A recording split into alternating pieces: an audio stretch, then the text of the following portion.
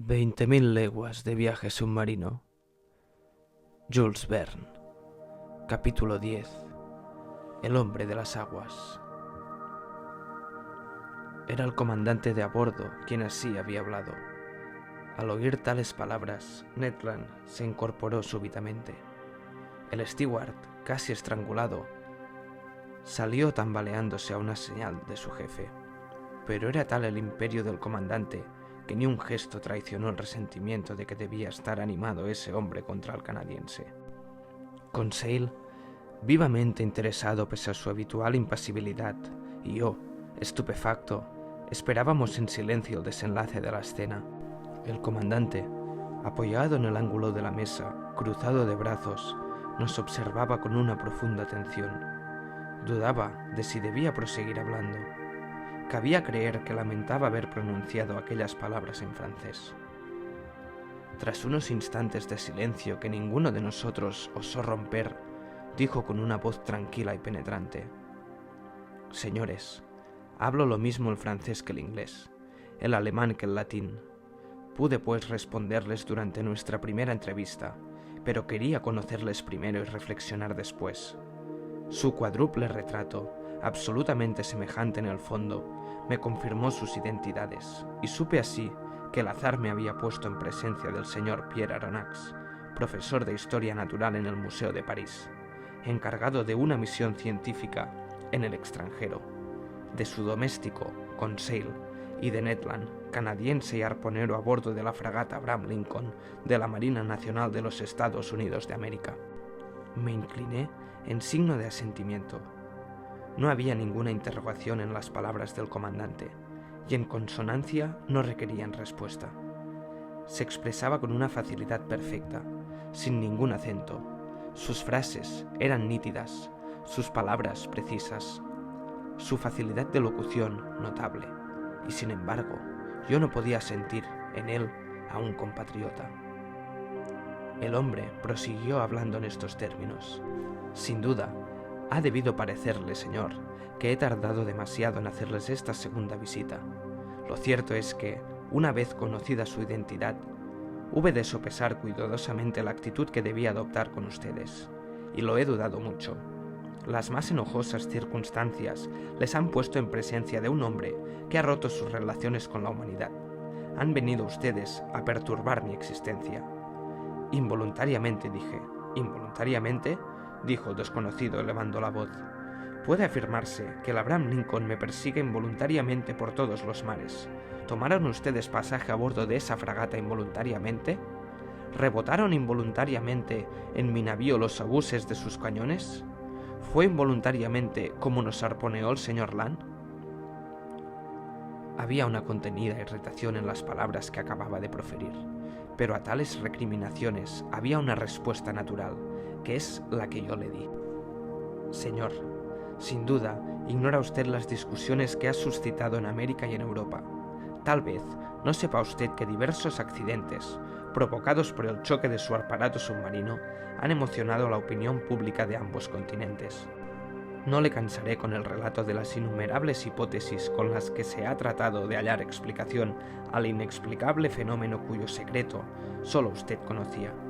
Pero debe saber usted que al perseguirle hasta los altos mares del Pacífico, el Abraham Lincoln creía ir en pos de un poderoso monstruo marino del que había que librar el océano de a toda costa».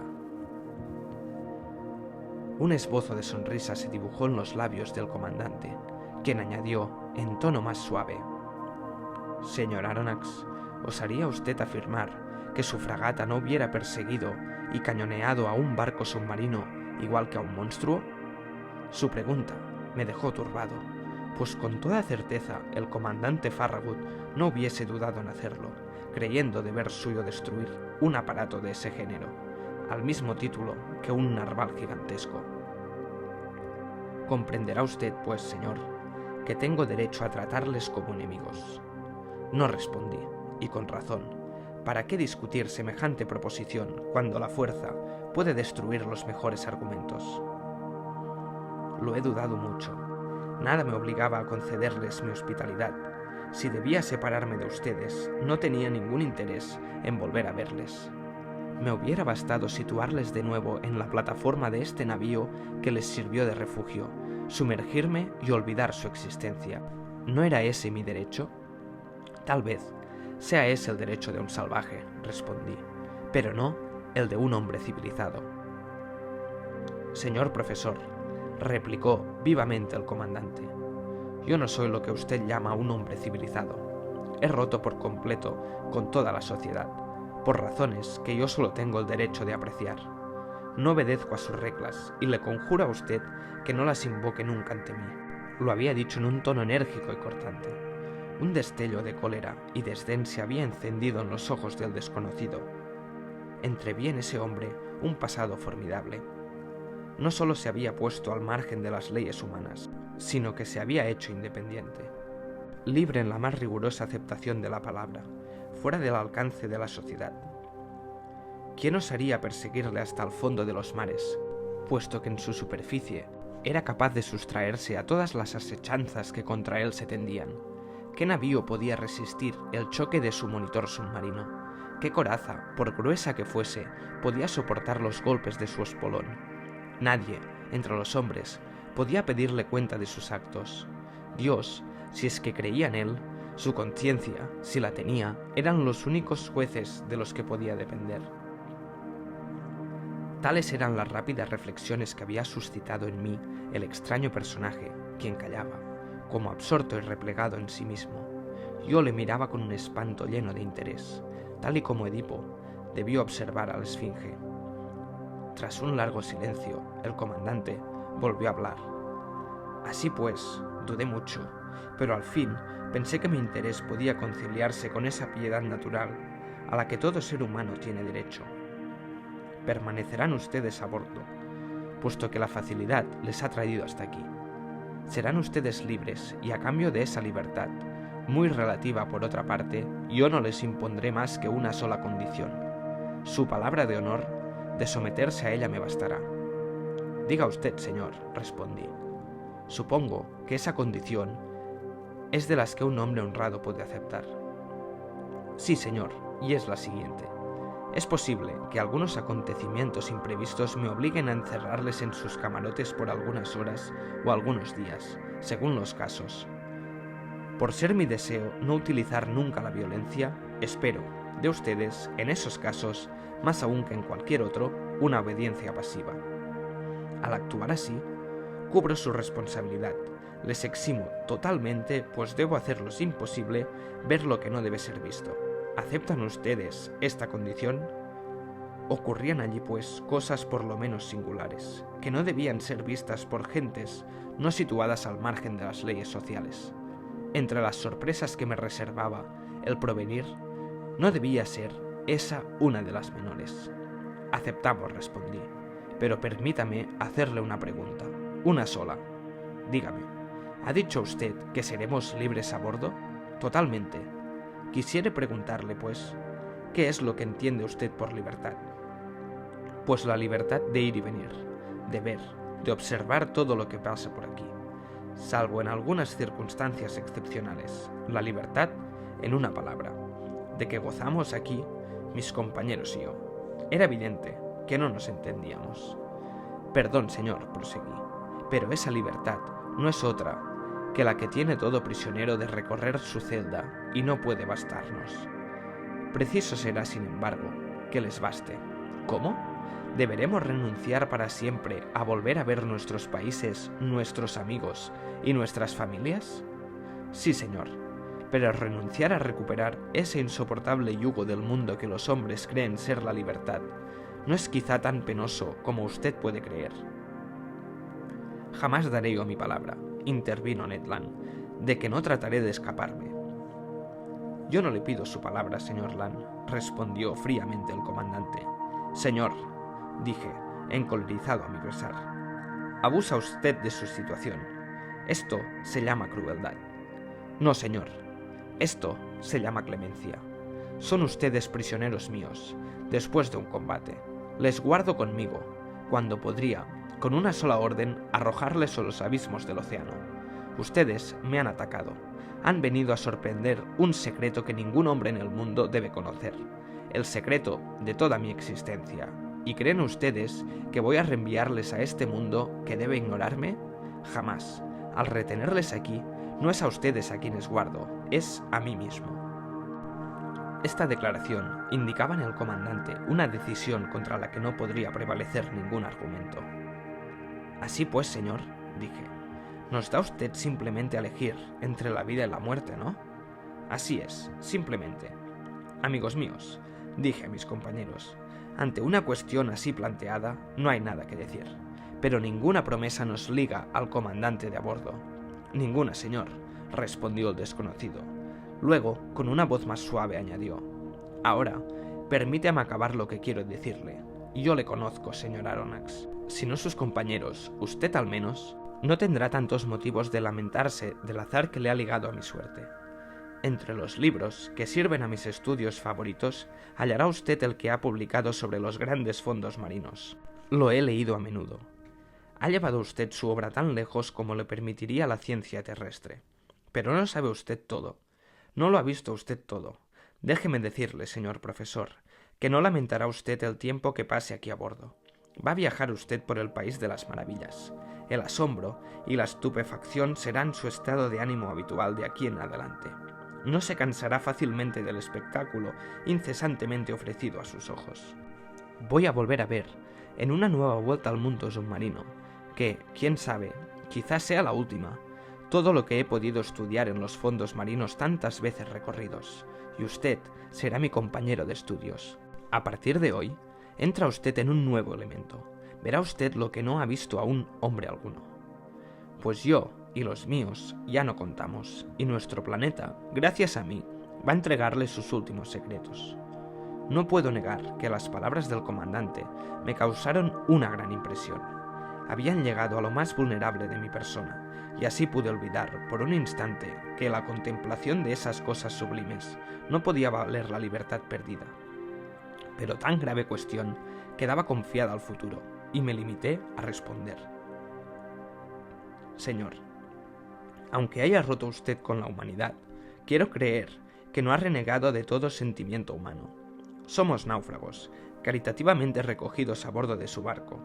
No lo olvidaremos. En cuanto a mí, me doy cuenta de que si el interés de la ciencia pudiera absorber hasta la necesidad de la libertad, lo que me promete nuestro encuentro me ofrecería grandes compensaciones. Pensaba yo que el comandante iba a tenderme la mano para sellar nuestro tratado, pero no lo hizo y lo sentí por él. Una última pregunta, dije en el momento en que ese ser inexplicable parecía querer retirarse. Dígame, señor profesor, ¿con qué nombre debo llamarle? Señor, respondió el comandante, yo no soy para usted más que el capitán Nemo, y sus compañeros y usted no son para mí más que los pasajeros del Nautilus. El capitán Nemo llamó, y apareció un steward. El capitán le dio unas órdenes en esa extraña lengua que yo no podía reconocer. Luego, volviéndose hacia el canadiense y Conseil dijo, les espera el almuerzo en su camarote. Tengan la amabilidad de seguir a este hombre. No es cosa de despreciar, dijo el arponero, a la vez que salía con Conseil de la celda en la que permanecieron desde hacía más de 30 horas. Y ahora, señor Aronnax, nuestro almuerzo está dispuesto. Permítame que le guíe. A sus órdenes, capitán. Seguía al capitán Nemo, y nada más atravesar la puerta, nos adentramos por un estrecho corredor iluminado eléctricamente. Tras un recorrido de una decena de metros, se abrió una segunda puerta ante mí. Entré en un comedor, decorado y amueblado con un gusto severo. En sus dos extremidades se elevaban altos aparadores de roble, con adornos incrustados de ébano, y sobre sus anaqueles, en formas onduladas, brillaban cerámicas, porcelanas y cristalerías de un precio inestimable. Una vajilla lisa resplandecía en ellos bajo los rayos que emitía un techo luminoso, cuyo resplandor mitigaban y tamizaban unas pinturas de delicada factura y ejecución. En el centro de la sala había una mesa ricamente servida. El capitán Nemo me indicó el lugar en que debía instalarme. Siéntase y coma, como debe hacerlo un hombre que debe estar muriéndose de hambre. El almuerzo se componía de un cierto número de platos, de cuyo contenido era el mar el único proveedor. Había algunos cuya naturaleza y procedencia me eran totalmente desconocidas. Confieso que estaban muy buenos, pero con un gusto particular al que me acostumbré fácilmente. Me parecieron todos ricos en fósforo, lo que me hizo pensar que debían tener un origen marino. El capitán Nemo me miraba. No le pregunté nada, pero debió adivinar mis pensamientos, pues respondió a las preguntas que deseaba ardientemente formularle. La mayor parte de estos alimentos le son desconocidos, sin embargo, puede comerlos sin temor, pues son sanos y muy nutritivos. Hace mucho tiempo ya que he renunciado a los alimentos terrestres, sin que mi salud se resienta en lo más mínimo. Los hombres de mi tripulación son muy vigorosos y se alimentan igual que yo. ¿Todos estos alimentos son productos del mar? Sí, señor profesor. El mar provee a todas mis necesidades. Unas veces echo mis redes a la rastra y las retiro siempre a punto de romperse, y otras me voy de caza por este elemento que parece ser inaccesible al hombre, en busca de las piezas que viven en mis bosques submarinos. Mis rebaños, como los del viejo pastor de Neptuno, parecen sin temor en las inmensas paredes del océano. Tengo yo ahí una vasta propiedad que exploto yo mismo y que está sembrada por la mano del creador de todas las cosas. Miré al capitán Nemo con un cierto asombro y le dije: comprendo perfectamente que sus redes suministren excelentes pescados a su mesa. Me es más difícil comprender que pueda cazar en sus bosques submarinos, pero lo que no puedo comprender en absoluto es que un trozo de carne, por pequeño que sea, pueda figurar en su minuta. Nunca usamos aquí la carne de los animales terrestres, respondió el capitán Nemo. ¿Y eso?, pregunté mostrando un plato en el que había aún algunos trozos de filete. Eso que cree usted ser carne no es otra cosa que filete de tortuga de mar. He aquí, igualmente, unos hígados de delfín que podría usted tomar por un guisado de cerdo. Mi cocinero es muy hábil en la preparación de los platos y en la conservación de estos variados productos del océano. Pruébelos todos. He aquí una conserva de holoturias que un malayo declararía sin rival en el mundo.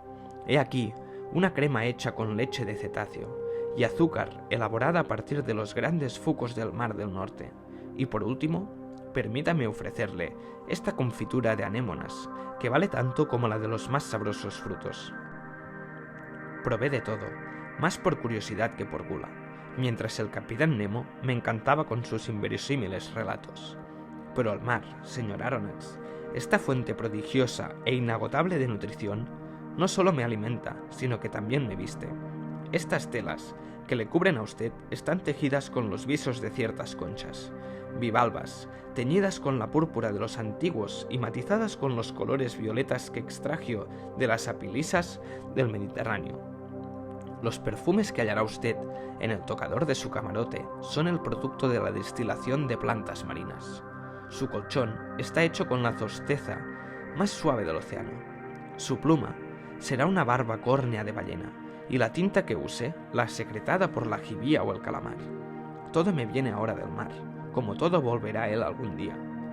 ¿Ama usted el mar, capitán? Sí, lo amo. El mar es todo. Cubre las 7/10 partes del globo terrestre. Su aliento es puro y sano. Es el inmenso desierto en el que el hombre no está nunca solo, pues siente entremecerse la vida en tono suyo. El mar es el vehículo en una sobrenatural y prodigiosa existencia. Es movimiento y amor. Es el infinito viviente, como ha dicho uno de sus poetas. Y en efecto, señor profesor, la naturaleza se manifiesta en él con sus 3 reinos, el mineral, el vegetal y el animal. Este último está en él ampliamente representado por los grupos de zoofitos, por 3 clases de articulados, por 5 de moluscos, por 3 de vertebrados, los mamíferos, los reptiles y esas innumerables legiones de peces, orden indefinido de animales que cuentan con más de 13.000 especies, de las que tan solo 1/10 parte pertenece al agua dulce. El mar es el vasto receptáculo de la naturaleza. Fue por el mar por lo que comenzó el globo, y quién sabe si no terminará por él. En el mar está la suprema tranquilidad. El mar no pertenece a los déspotas. En su superficie pueden todavía ejercer sus derechos inicuos, batirse, entredevorarse, transportar a ella todos los errores terrestres. Pero a 30 pies de profundidad, su poder cesa, su influencia se apaga, su potencia desaparece. Ah, viva usted, señor, en el seno de los mares. Vivan ellos, solamente ahí está la independencia. Ahí no reconozco dueño, mi señor. Ahí yo soy libre. El capitán Nemo calló súbitamente, en medio del entusiasmo que le desbordaba. ¿Se había dejado ir más allá de su habitual reserva? ¿Habría hablado demasiado? Muy agitado, se paseó durante algunos instantes.